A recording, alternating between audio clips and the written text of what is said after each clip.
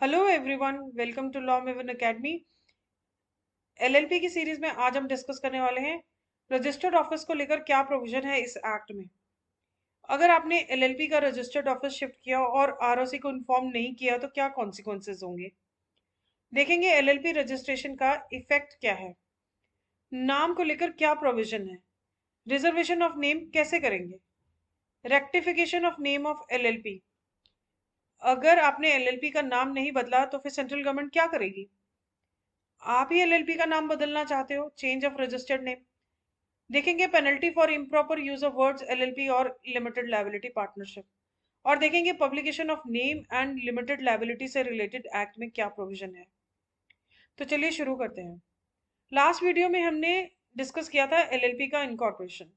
Section 11 incorporation documents के बारे में बताता है, कौन इनकॉर्पोरेट कर सकता है, किसको डॉक्यूमेंट्स भेजेंगे, फिलिप में क्या क्या इन्फॉर्मेशन फिल करनी होती है, कौन कौन से डॉक्यूमेंट्स अटैच होंगे, ये सब लास्ट वीडियो में डिस्कस किया था। अगर कोई गलत स्टेटमेंट देता है तो पनिशमेंट का भी प्रोविजन है, याद है ना। रजिस्ट्रार सेक्शन 12 में सर्टिफिकेट ऑफ इनकॉर्पोरेशन इशू करता है with in 14 days of receipt of incorporation documents. ROC जो सर्टिफिकेट ऑफ इनकॉर्पोरेशन इशू करता है, that is conclusive evidence that the limited liability partnership is incorporated by the name specified therein. DIN allotment letter, name approval letter और certificate of incorporation जो MC issue करता है, सबकी copies भी आपको दिखाई थी। अगर आपने वो वीडियो मिस किया तो आप वो वीडियो देख लो, लिंक डिस्क्रिप्शन में है। आज हम डिस्कस करने वाले हैं सेक्शन 13 टू सेक्शन 21। तो चलिए शुरू करते हैं। Section 13 of LLP Act 2008 requires every LLP to maintain a registered office. Section 13 subsection 1 कहता है कि every LLP shall have a registered office to which all communications and notices may be addressed and where they shall be received. Her LLP का एक registered office होगा जहां सभी communications और notices भेजे जा सकेंगे और जहां उन्हें रिसीव किया जाएगा। All official notices and communications are sent to this address. Communication किसको एड्रेस किया जा सकता है, इसका जवाब हमें मिलेगा सेक्शन 13 सबसेक्शन 2 में। एलएलपी को या एलएलपी के पार्टनर को या डेजिग्नेटेड पार्टनर को।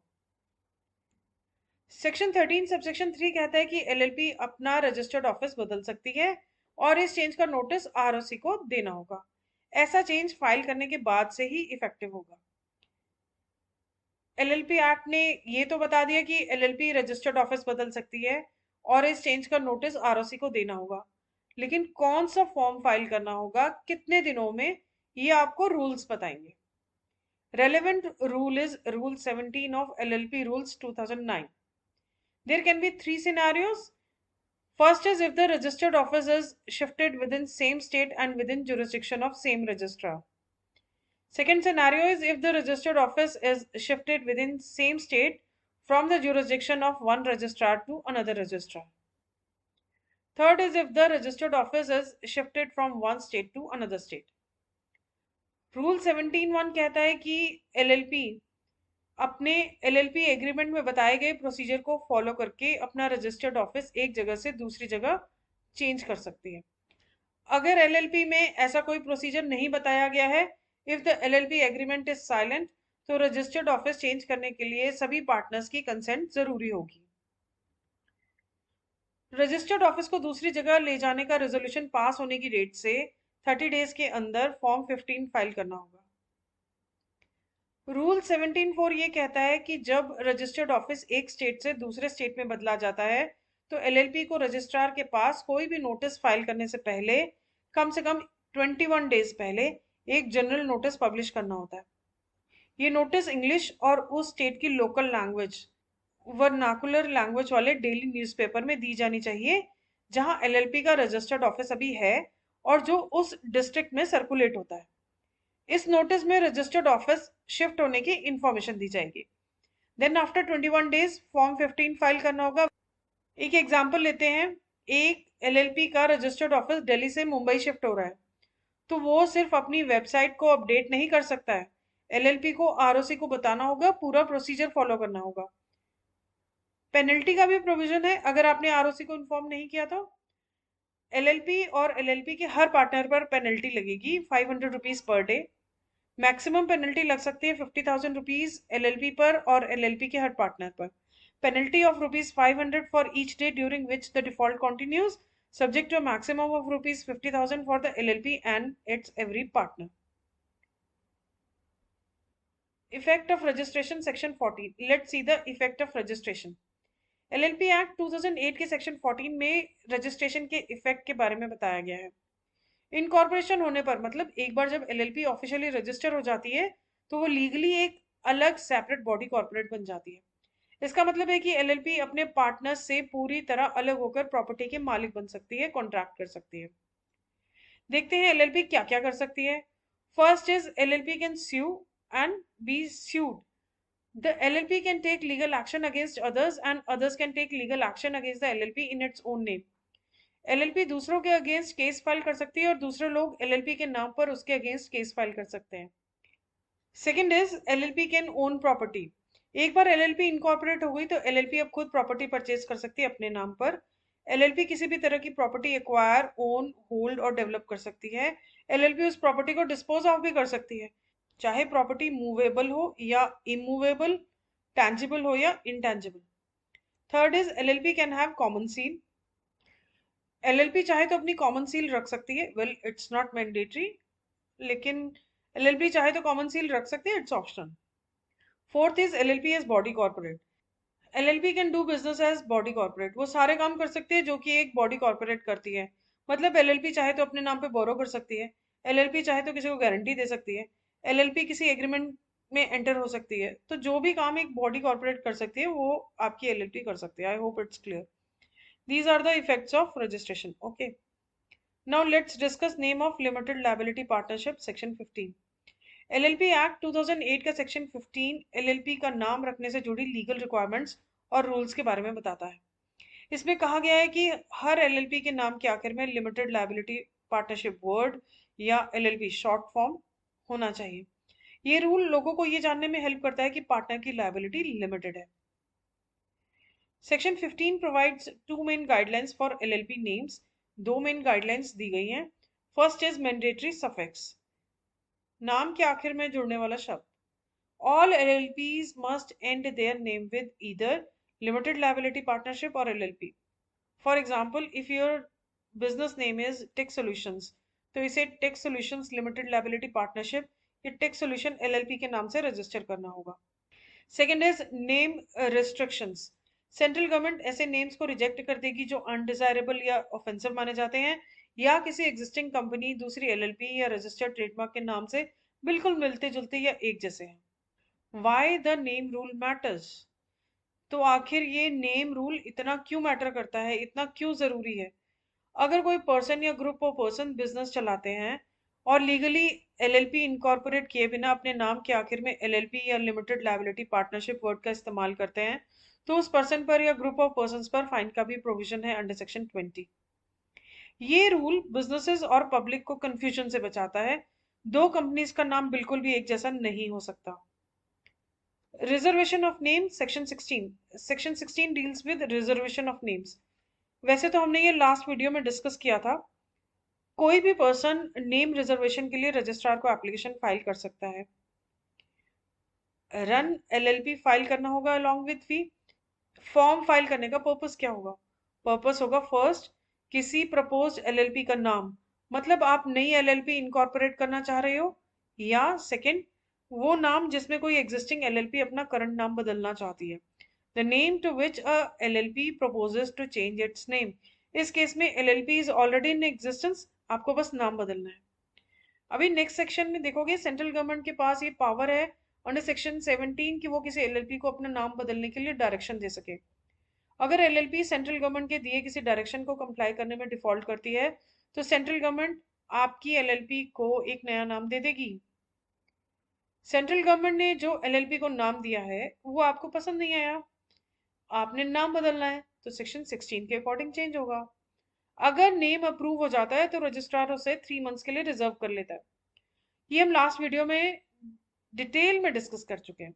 नेम अप्रूवल लेटर भी दिखाया था आपको. ROC will reject the name if it is identical to or too similar to an existing company or trademark और if it violets rules set by the central government. Attachments के बारे में भी हम लोग लास्ट वीडियो में discuss कर चुके हैं। NBFC non banking financial company के केस में there is a requirement to maintain a minimum net owned fund as may be prescribed by the Reserve Bank of India from time to time. और Reserve Bank of India Act 1934 के under RBI से registration certificate लिए बिना कोई भी नई NBFC अपना business start नहीं कर सकती है। No new NBFC shall commence business as such without obtaining a certificate of registration from RBI as per the provisions of Reserve Bank of India Act 1934। अगर नाम में insurance, bank, stock exchange, venture capital, asset management, निधि, mutual funds etcetera जैसे words included हैं, तो applicant को ये declaration submit करना होगा कि रिस्पेक्टिव रेगुलेटर के रिक्वायरमेंट्स को कंप्लाई किया गया है। If your name is reserved, you must use it to file your incorporation documents for new LLP or formalize the name change for an existing LLP before the 3-month window ends. Now let's discuss reservation of name by foreign LLP or foreign company. Foreign LLP या foreign company अपना नाम reserve करने या उसे renew कराने के लिए ROC के पास फॉर्म 25 फाइल करती है। फॉर्म 25 फाइल करने का पर्पस क्या होगा? पर्पस होगा for reserving it's existing name by which it is registered in the country of its regulation और इनकॉर्पोरेशन। अपने एग्जिस्टिंग नेम को रिजर्व रखने के लिए जिसके अंडर वो उस देश में रजिस्टर्ड है जहां उसे रेगुलेट किया जाता है या जहां उसे इनकॉर्पोरेट किया गया। Such a reservation shall be valid for 3 years. However, you can renew it by filing a fresh application. Fees के बिना तो आप फॉर्म फाइल कर ही नहीं सकते। अब बात करते हैं rectification of name of limited liability partnership की। सेक्शन 17 एलएलपी एक्ट 2008 का सेक्शन 17 सेंट्रल गवर्नमेंट को ये पावर देता है कि वो किसी एलएलपी को अपना नाम बदलने के लिए डायरेक्शन दे सके, फोर्स कर सके। ऐसा तब होता है जब एलएलपी का करंट नेम किसी पहले से इनकॉर्पोरेट हुई मतलब एग्जिस्टिंग कंपनी या दूसरी एलएलपी या रजिस्टर्ड ट्रेडमार्क के नाम से मिलता जुलता हो, आइडेंटिकल विद और टू नियरली रिजेंबल्स। ऐसा क्यों होता है? Why does it happen? अगर आपकी एलएलपी का नाम किसी एग्जिस्टिंग बिजनेस या ब्रांड के नाम जैसा ही है या उससे मिलता जुलता है जिससे कंफ्यूजन हो सकती है, तो इससे कस्टमर्स को धोखा हो सकता है। इसे ऐसे समझें कि कोई अपनी दुकान का नाम बाटा शूज रख ले जबकि असली बाटा पहले से ही मौजूद है। अब टाइम लिमिट की बात करते हैं। अगर सेंट्रल गवर्नमेंट को लगता है कि आपकी एलएलपी का नाम मिलता जुलता है तो सेंट्रल गवर्नमेंट आपको इसे बदलने का ऑर्डर देगी। ऑर्डर की डेट से 3 मंथ्स के अंदर आपको एक नया अप्रूव्ड नाम चुनना होगा। अगर application proprietor of the registered trademark कर रहा है तो ये कंप्लेंट आपकी एलएलपी के इनकॉर्पोरेशन या रजिस्ट्रेशन या एलएलपी के नेम चेंज के 3 साल के अंदर की जानी चाहिए, within a period of 3 years from the date of incorporation or registration or change of name of LLP। Central government को आप मना कर सकते हैं क्या? हम नहीं बदलेंगे, नहीं ना। लेकिन आपने नाम चेंज भी नहीं किया, आप तो बहुत चाहते रहो। तो अब देख लो क्या होगा। अगर आप सेंट्रल गवर्नमेंट के डायरेक्शन को नहीं मानते, अगर आप सेंट्रल गवर्नमेंट के ऑर्डर को नहीं मानते हैं तो क्या होगा? सेक्शन 17 सबसेक्शन 3 कहता है कि अगर एलएलपी सेक्शन 17 सबसेक्शन 1 के अंडर दिए गए किसी डायरेक्शन को कंप्लाई करने में डिफॉल्ट करती है, अगर 3 मंथ्स में नाम नहीं चेंज करते हैं, तो सेंट्रल गवर्नमेंट आपकी एलएलपी को एक नया नाम दे देगी। इसके बाद रजिस्ट्रार नया सर्टिफिकेट ऑफ इनकॉर्पोरेशन इशू करेगा which the LLP shall use their after. हालांकि एलएलपी बाद में सेक्शन 16 के प्रोविजंस के अकॉर्डिंग अपना नाम बदल सकती है। ऐसा हो सकता है ना कि सेंट्रल गवर्नमेंट जो एलएलपी को नाम दे वो आपको पसंद ही ना है। अब आपकी मर्जी, आपने नाम बदलना है तो सेक्शन 16 के अकॉर्डिंग चेंज कर लो। सेक्शन 18 डिलीट हो चुका है। Now let's discuss section 19 change of registered name of LLP. LLP act 2008 के सेक्शन 19 में एलएलपी का रजिस्टर्ड नाम बदलने का लीगल प्रोसेस बताया गया है। एलएलपी जिस नाम से इनकॉर्पोरेट हुई थी अब उसका नाम बदलना है। एक एलएलपी अपनी मर्जी से नाम बदल सकती है। सबसे पहले एलएलपी एग्रीमेंट चेक करें। कोई भी कदम उठाने से पहले आपको एलएलपी एग्रीमेंट देखना चाहिए। एलएलपी एग्रीमेंट में बताया गया है कि एलएलपी का नाम बदलने के लिए आपके पार्टनर्स को कैसे वोट करना है या अप्रूवल या कंसेंट देनी है। अगर एलएलपी एग्रीमेंट में नाम बदलने के बारे में कुछ नहीं कहा गया है तो आपको सभी पार्टनर्स की कंसेंट लेनी होगी। रन एलएलपी फॉर्म फाइल करना होगा for approval of new name. Name approval के बाद आपको फॉर्म 5 फाइल करना होगा रजिस्ट्रार ऑफ कंपनीज को अलॉन्ग विद प्रेस्क्राइब्ड डॉक्यूमेंट्स और फीस देनी होगी। अप्रूवल मिलने के बाद रजिस्ट्रार नए नाम के साथ fresh certificate of incorporation issue करेगा। नेम चेंज उसी डेट से इफेक्टिव होगा जो इस नए सर्टिफिकेट पर प्रिंटेड होगी। नया नाम मिलने के बाद एलएलपी को अपने official records, bank accounts, invoices, letterheads में ये नेम चेंज अपडेट करना होगा। Incorporate name changes in all invoices, letterheads, notice boards, at website, etc. Now let's discuss section 20. Section 20 deals with penalty for improper use of the words limited liability partnership or LLP. Now let's see, अगर कोई words use करता है limited liability partnership और LLP without actually incorporating LLP, तो क्या consequences face करने होंगे। LLP act 2008 का सेक्शन 20 पब्लिक को फ्रॉड से बचाता है। ये सेक्शन किसी भी पर्सन को पब्लिक को मिसलीड करने, गुमराह करने के लिए सजा देता है अगर वो एलएलपी को ऑफिशियली रजिस्टर किए बिना अपने नाम में लिमिटेड लायबिलिटी पार्टनरशिप या एलएलपी वर्ड्स का यूज करते हैं। अगर कोई पर्सन या ग्रुप ऑफ पर्सन बिजनेस चलाता है और लीगली एलएलपी इनकॉर्पोरेट किए बिना अपने नाम के आखिर में एलएलपी या लिमिटेड लायबिलिटी पार्टनरशिप वर्ड का इस्तेमाल करता है तो रेडी हो जाइए पनिशमेंट के लिए। फाइन लगेगा विच shall not be less than 50,000 rupees, मतलब मिनिमम फाइन 50,000 रुपीज है, विच में एक्सटेंड टू रुपीज 5 lakhs, मतलब मैक्सिमम फाइन 5 लाख रुपीज है। जब किसी नाम में एलएलपी या लिमिटेड लायबिलिटी पार्टनरशिप लिखा होता है तो ये बताता है कि इस एंटिटी ने पार्टनर के पर्सनल रिस्क को लिमिट करने के लिए स्पेसिफिक लीगल रूल्स को फॉलो किया है। ये बताता है कि इस एंटिटी की सेपरेट लीगल एग्जिस्टेंस है and is different from its partners. अगर कोई बिना रजिस्टर हुआ बिजनेस एलएलपी या लिमिटेड लायबिलिटी पार्टनरशिप वर्ड का यूज करता है तो सजा तो मिलनी चाहिए ना, ये लोगों को धोखा देना है। Let's see publication of name and limited liability section 21। Section 21 subsection 1 कहता है कि हर एलएलपी को ये इंश्योर करना होगा कि उसके इनवॉइसेस, ऑफिशियल कॉरेस्पॉन्डेंस और पब्लिकेशन में ये इंफॉर्मेशन जरूर हो। फर्स्ट इज एलएलपी का नाम, उसके रजिस्टर्ड ऑफिस का एड्रेस और रजिस्ट्रेशन नंबर, और सेकंड एक स्टेटमेंट कि it is registered with limited liability.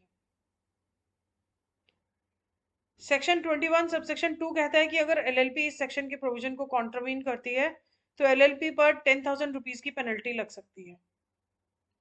तो ये था आज का वीडियो, उम्मीद करती हूँ ये वीडियो आपको यूजफुल लगा होगा। Don't forget to like, share, comment and subscribe. Thanks for watching.